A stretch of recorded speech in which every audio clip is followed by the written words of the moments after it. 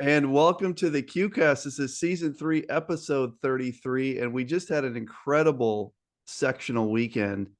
And one of the teams that is still dancing coming out of the sectionals with two big wins in Ashland, Virginia, the Warhawks of Wisconsin-Whitewater. I'm joined today by Pat Miller, the head coach of Wisconsin-Whitewater. Pat, it's probably been a whirlwind. When did you guys get back to town? We got back late yesterday. We bused to DC. We're delayed there quite a while. Flew into Chicago and then bus back up to Whitewater. So it was close to 6 o'clock by the time we got back to Whitewater. So a long day, but obviously after a great weekend, it was good just being together with everybody and getting ready for this week. I appreciate you joining me. I know how busy you are, and we'll kind of just cut right to the chase and all this. But I mean, you guys are playing so well, 10 in a row currently, and not just 10 in a row, Pat, but you probably could argue that every one of them felt like a must-win game, starting with the lacrosse game, at least. You know, you have to go to lacrosse in the conference tournament, then you have to go to Oshkosh in the conference tournament. Those are the two teams that finished ahead of you. And then, of course, the NCAA games, which are win or go home. Um, Talk about this run that you guys are on and how amazing it's been. It's been crazy. And I would even say the River Falls game on Yeah, Monday of the conference yeah, tournament, not a great matchup for us. Really good inside guy with Roderick Payne. And, we scored late and they missed a 3-pointer at the buzzer that would have ended it all right there. right. We had beaten Lacrosse earlier at Lacrosse. And I think that was probably the pivotal game that turned it around for us. Even talking with some of our players and some of their media comments, I think that's when they really believed they could beat good teams. And I think that's one thing that's probably undervalued in a program is belief that you're going to win. And, Whitewater's had a lot of success over the years, not so much the last few years. But one of the keys to that is our players, they always thought they were going to win. And I think oftentimes the other team thought we were going to win as well. And the fact of the matter was, a lot of times they were probably better or more talented, but we just had that belief. And I think that lacrosse game gave this team the belief that they could beat the good teams. Yeah. We had been close, especially last year. We were good, right on the edge of being really good. So that helped, I think, mentally. And then this team they were young. So early in the season, we played North Central that had some 5-year Yep. guys, played Hope that had 5-year guys. We won at Heidelberg, which is a good win. So we were showing potential early. We just didn't have the consistency. We didn't have a lot in terms of system because we had so many new guys.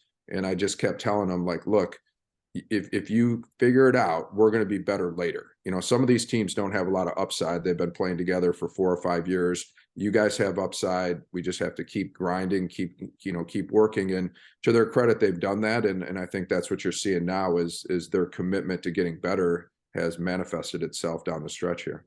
I was looking at it yesterday. I do a lot of stuff on Pool C in the weeks leading up to Selection Sunday, and you guys had gotten yourself in the conversation by selection, Saturday and Sunday. But I'm pretty sure if you had lost at Oshkosh, that you were probably going to get left on the table and not get in. Did you, when you were playing Oshkosh at Oshkosh, did you feel like that was a must-win game to get in the NCAA tournament? I did. I thought our resume was good. I've been on that committee, year after year. I've seen it change, all of it. So I was pretty confident. Our front page was pretty competitive. Our second page was not. And I was pretty confident we had to win at Oshkosh to get in. I thought there was an outside chance we could sneak in, but not likely or probable. And you played so great at Oshkosh. I mean, that was a game that you really controlled, and just a huge win to steal the Pool A, send Oshkosh to Pool C. You're sitting here at 25-7. You finished 9-5 in the league. Wanted to ask about the WIAC. It's the best league in Division III. It has been throughout the history of Division III, or at least ever since the WIAC teams joined in the early 80s. I've always thought, Pat, and following the CCIW, that when our teams get in, when like a third place Illinois Wesleyan gets in, it's amazing how well they compete. I'd say that for a third place Wheaton or Augustan or whoever. Um, your league has to help you when you get in the tournament, having played the schedule that you've played in your league. That's got to help you when you get in the tournament. Talk about the league a little bit. Well, there's no question, and I think I look at the CCIW and the WIC very much in the same light.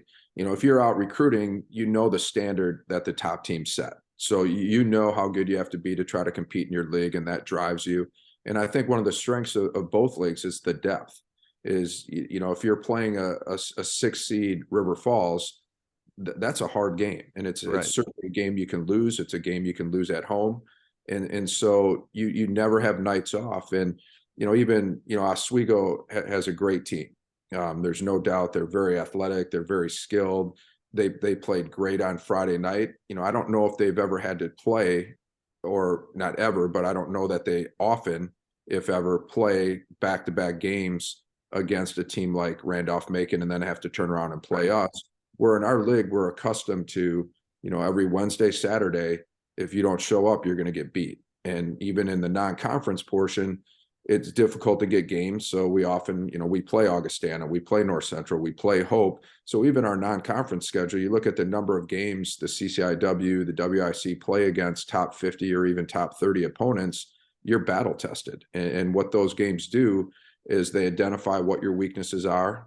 Division III is extraordinarily well coached, and guys take advantage of what you're not good at, and you figure out how you can improve and get better. So by the end of the year, there's no question it pays off. And what I always tell our guys, if you can be in the top 1, 2, even 3 this year at the WIC, you can beat anybody in the country. And that's not saying you're going to, but you're certainly capable of it. And that battle tested mentality is a big plus in the tournament. It sure is. And as I've watched your games, your 4 games so far, that really has played out. You grind one out against a really tough Wabash team in round 1. That game was in Cleveland. So you beat them 90-83. And then I was huge on Case Western Reserve. I had watched them a bunch, and I thought, and I still think, that they had a bunch of tough, older, a lot of 5th-year guys, tough kids that compete.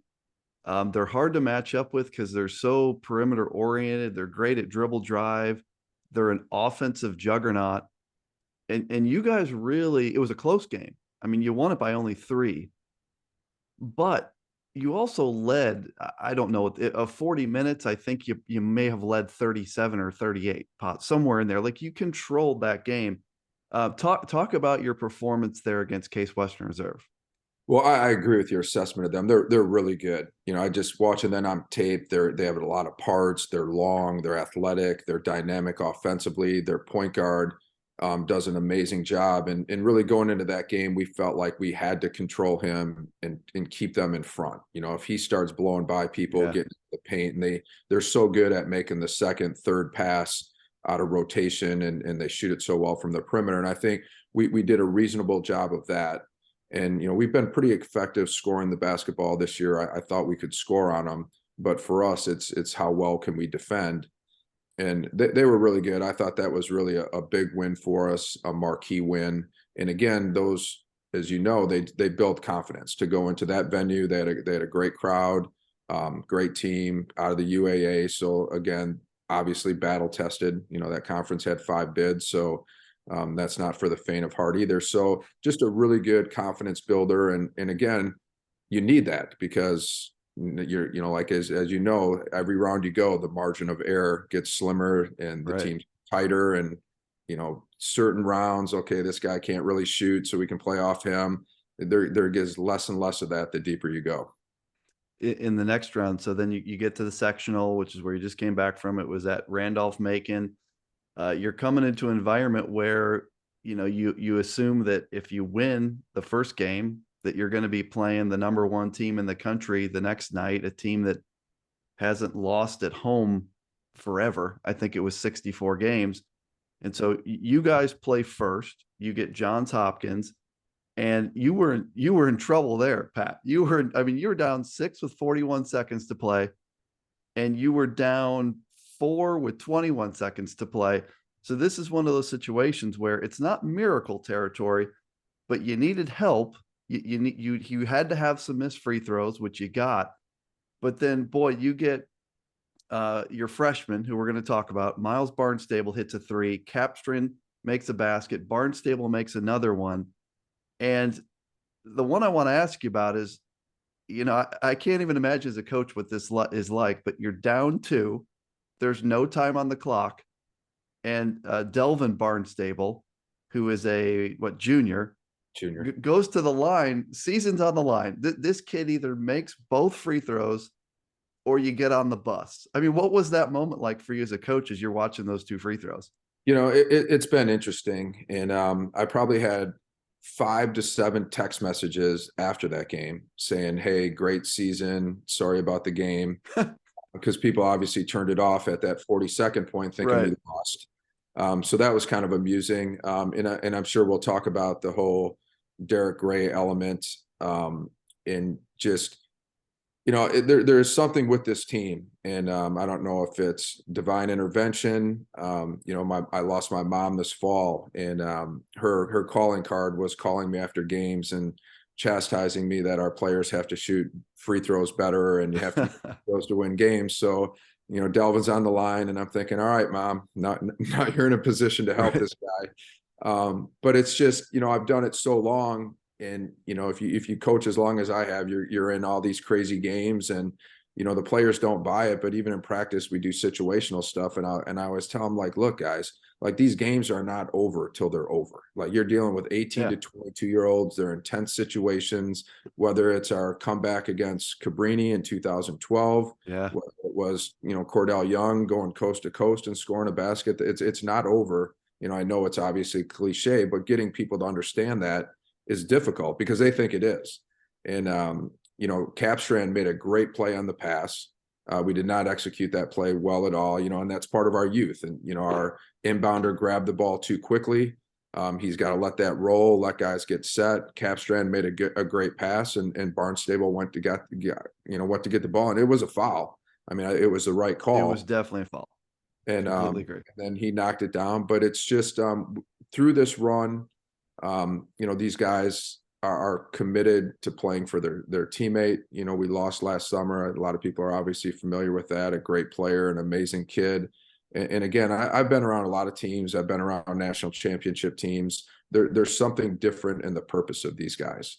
And again, I don't know if it's love, if it's divine intervention, but certainly the improbability of some of our wins and how they're happening, it's pretty amazing to be part of.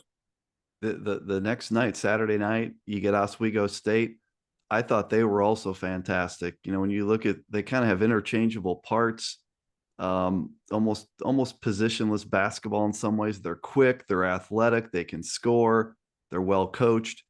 For a while there, they had taken control a little bit of the game, but in the second half, you guys played extremely well to take control of that game. What was the key there in the second half when you guys started to build that lead?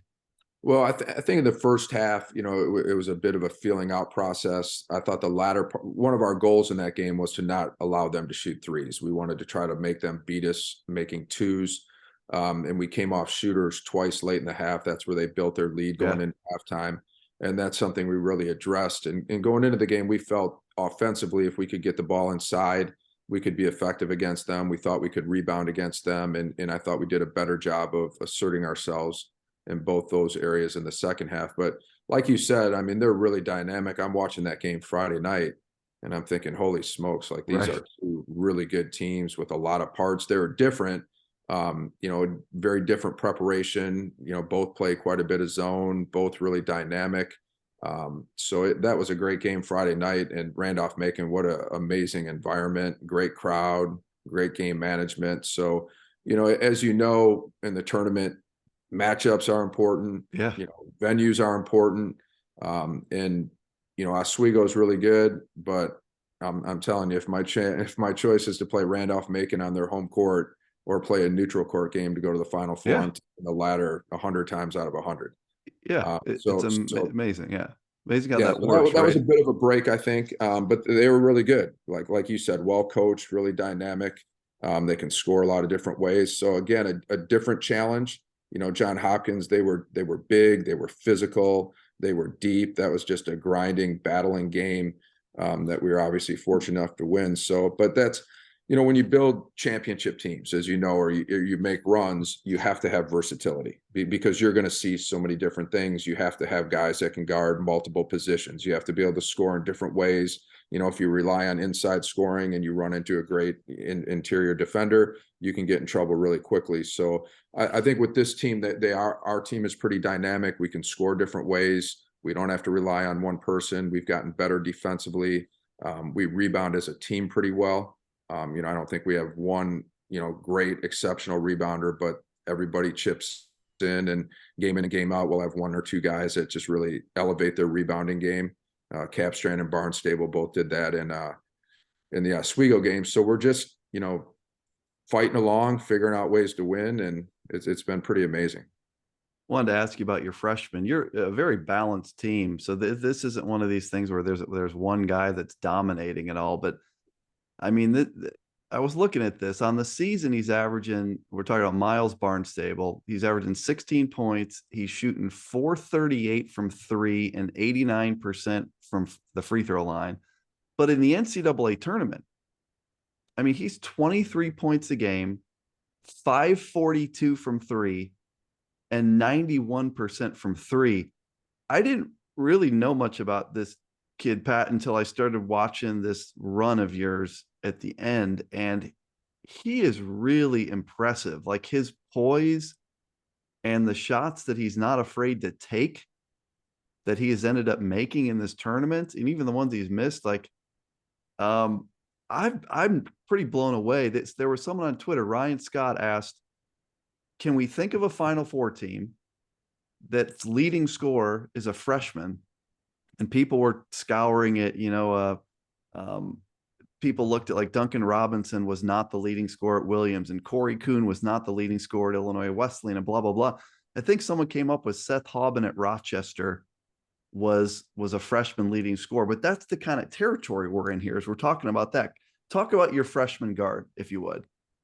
He's pretty amazing. So he transferred schools his junior year, and his transfer was denied in terms of eligibility. So he didn't play high school basketball his junior year. Transferred to Howard's Grove, small town up near Sheboygan High School, and didn't play on a big AAU team, more local. So he was under the radar, and I'll never forget it.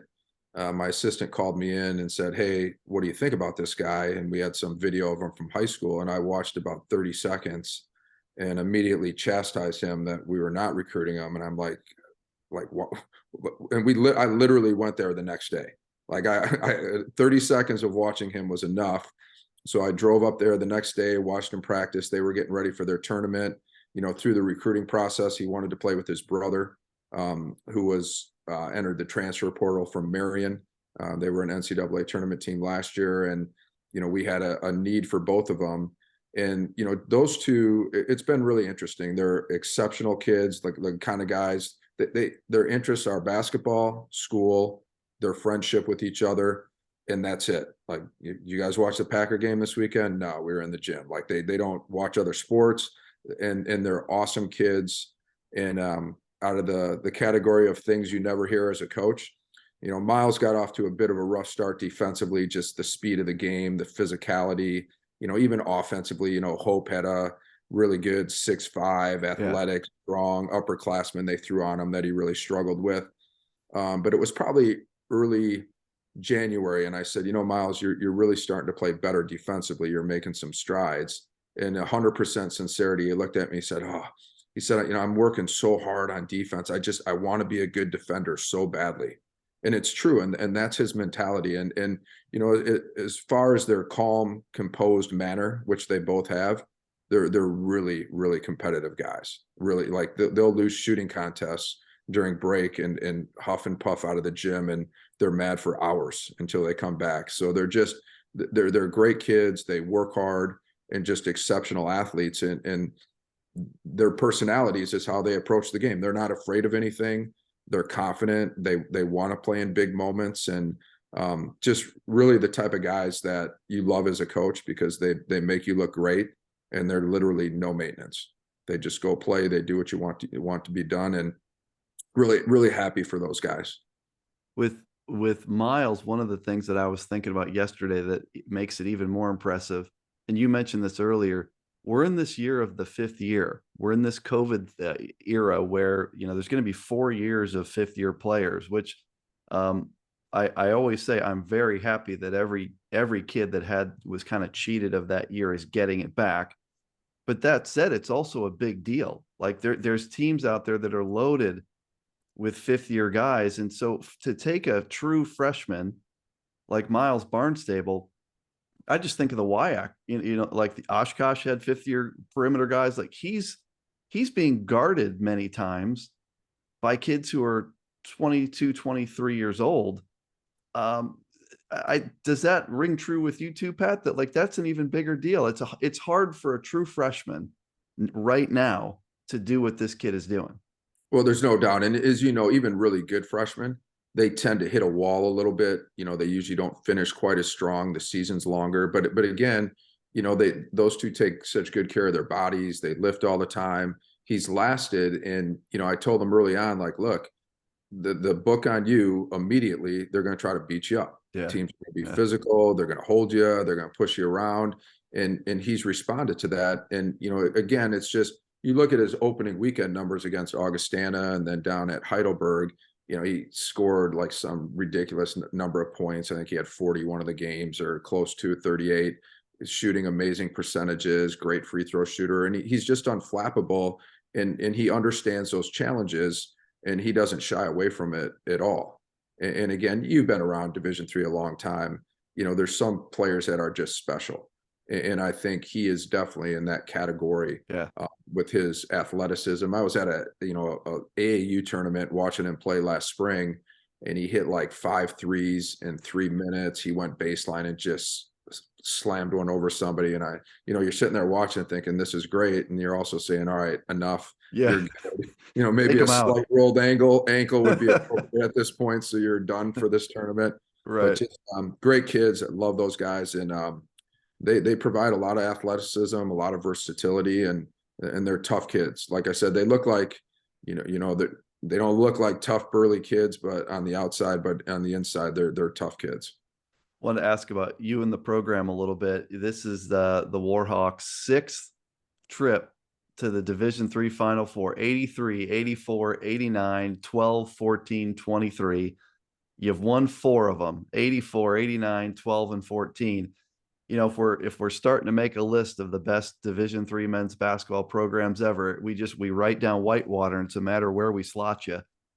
You've been part of, Pat, most of this. This is your 22nd year as the head coach.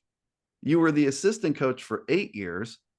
And oh, by the way, you played, and you were the co-captain of that 89 national championship team.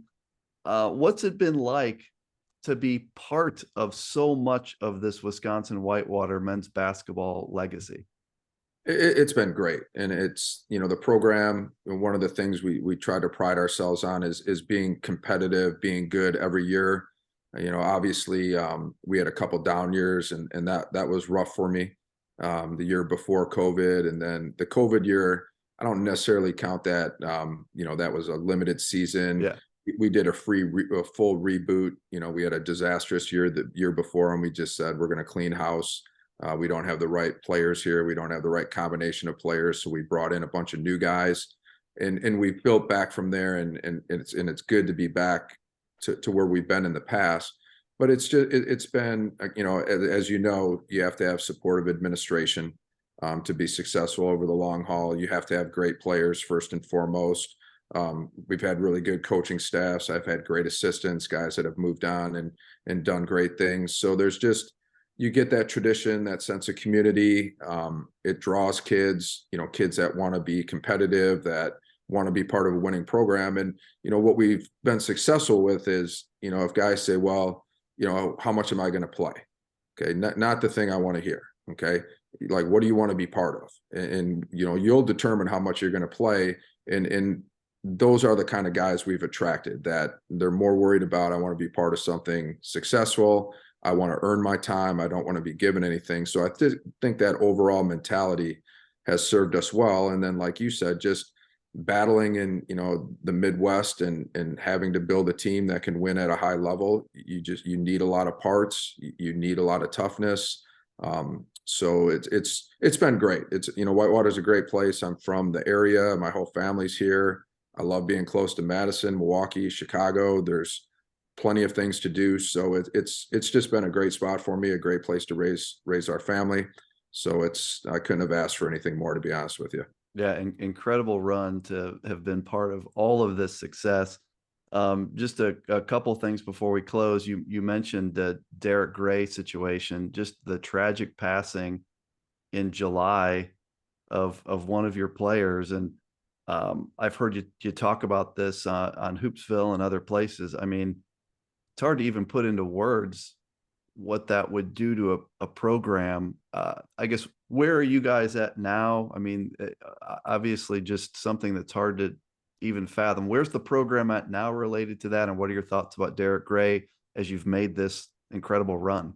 Yeah, it's been devastating, as you can remember it, and it's so sudden. A lot of our players were there because they were working camp, and saw that, and I've seen a lot of things in my life, and that was a pretty traumatic situation, to say the least. But you're always proud of your teams for different things, and if we would not have had a successful season on the court, and they would have done all the things they've done in regard to honoring him, I could not be more proud of them. They've stayed in contact with Derek's mom.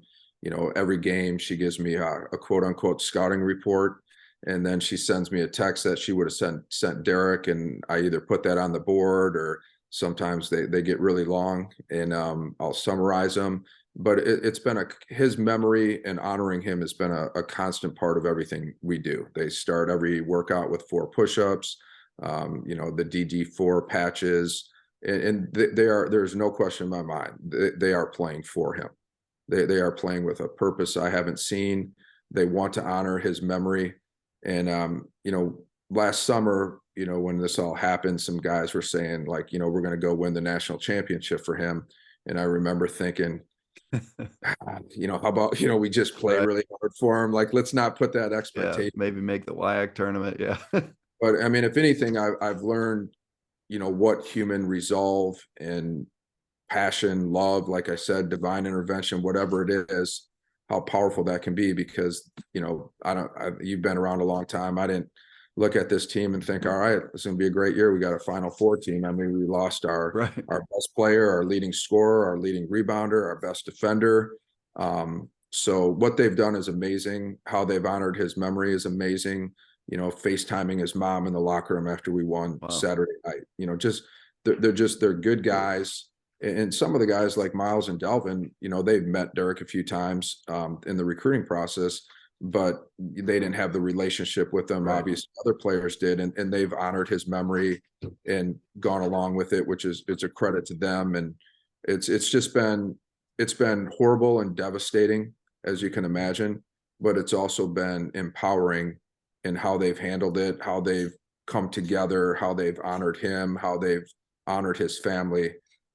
So it's been a lot, but it's really, and that's what makes this so amazing. It's like we're in the locker room, and I'm not an overly spiritual person, but Jameer Barker, after he got fouled, he said, I got fouled with 4 seconds on the clock, right? Hmm.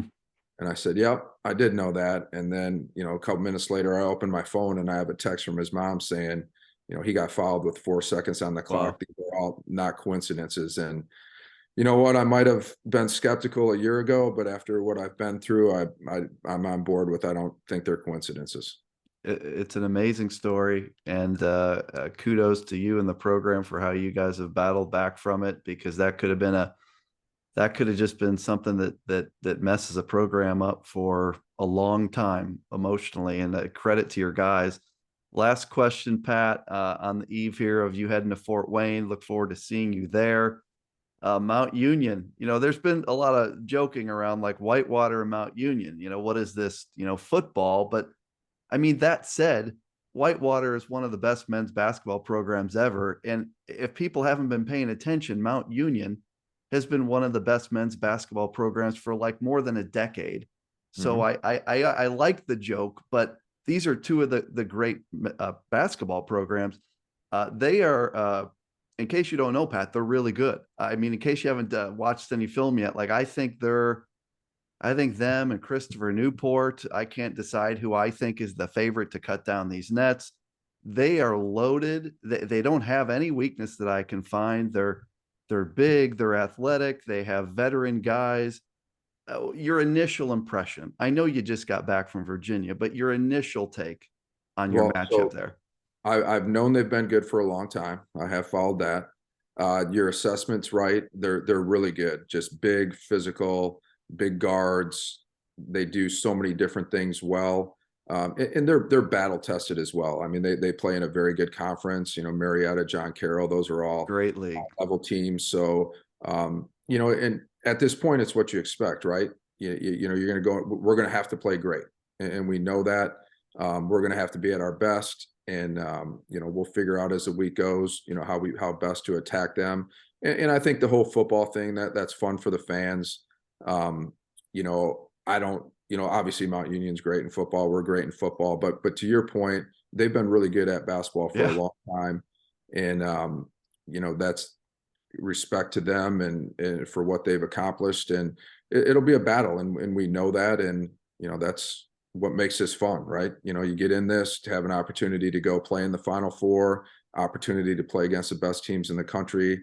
You know, you just don't get many of these, so you have to embrace it and prepare well, and just do whatever you can to try to have a successful run. And you know, this is why we do this. Yeah, I mean, someone on Twitter said, "Well, you know, obviously Mount Union's the favorite," and you know, I just got to thinking, well, maybe, but you know, these other guys, they won at La Crosse, then they won at Oshkosh, and then they beat Wabash, then they won at Case Western Reserve, and then they beat Johns Hopkins, and then they beat Oswego State. So I don't know that anyone has a more impressive stretch than what the Warhawks have. So it should be a fantastic.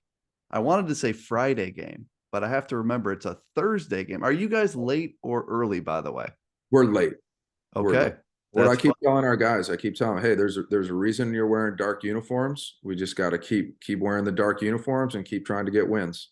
Try to play Absolutely. up on that a little bit. We've been, you know, the computers don't like us. Most of the pundits don't like us. We're, you know, predicted to lose all these games. So it's something we've used a little bit, you know, not a lot, but just I'll throw that in there. Like, man, no one thinks you guys can beat any of these teams, and just a little off the cuff. But it's fun. It's a great process, and like I said, we're thrilled to be part of it.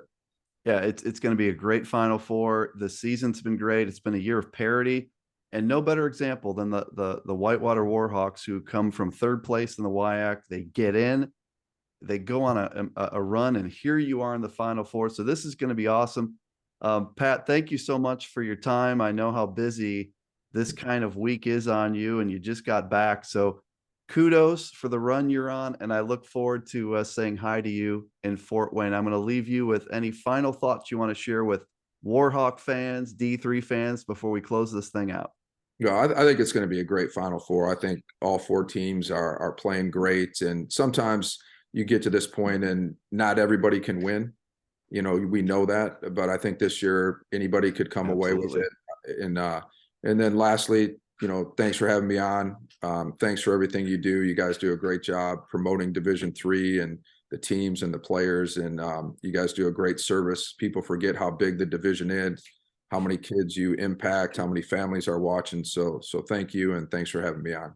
I appreciate it, Pat. We'll see you this week. Okay. All right, Take care, sounds my good. friend.